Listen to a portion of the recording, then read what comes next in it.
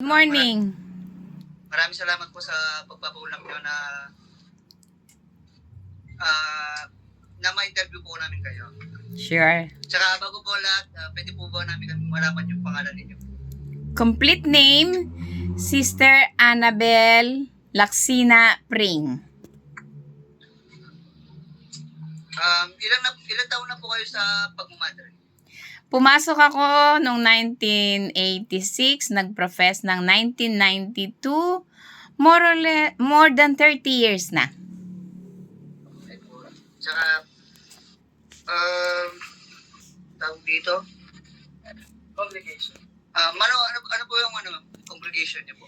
Ang aming congregation ay tinatawag na Handmaids of Charity of Saint Vincent de Paul, in Italian, Sorelle Ministre della Carità.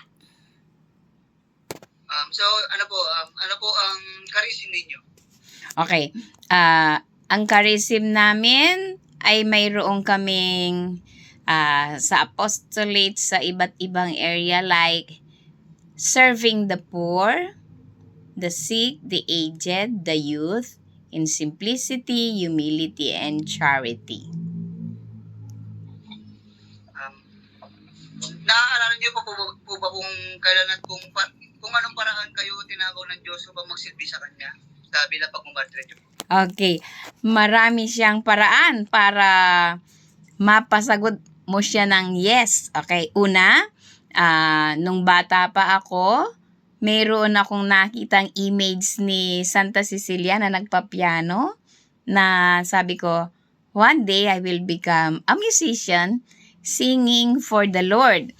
So, ang music nakamotivate din sa akin. Tapos, ang tatay ko, palagi siyang nagsisimba.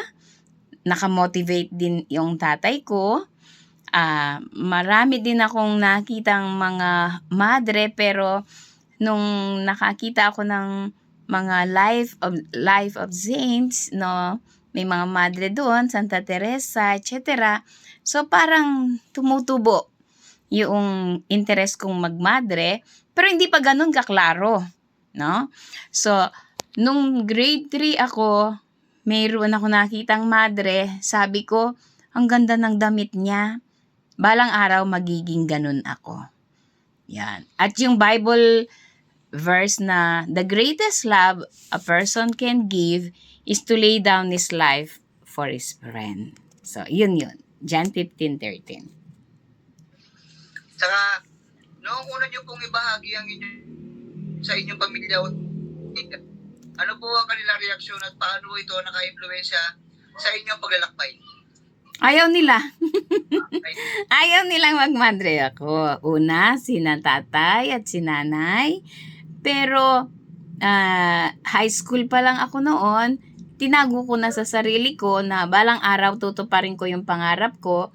Hanggang sa mag-college ako, parang tinakasan ko na ang aking rason. Sabi ko, kung hindi ko gagawin ngayon, baka pag magtagal, lalong mahirapan. So, nung second year college ako, pumasok na ako sa kumbento. Okay po. Tsaka, ang ibang mga interes o pagpipilian sa trabaho, ano ang naging dahilan para ang relihiyosong karanasan na ito ay pakiramdam na iiba sa simpleng pagpili ng karaniwang trabaho? Pwede rin akong, sabi kong maglingkod, makatulong sa pamilya, pero may kakaibang tawag na nararamdaman ako. Nag-aral ako bilang guro, pero may kulang. May kulang ako at may hinahanap ako. So, nung talagang pumasok ako ng March 17, 1986, after EDSA Revolution, unti-unti kong naiintindihan, pero hindi ganap. Ano ba talaga ang plano ng Diyos para sa akin?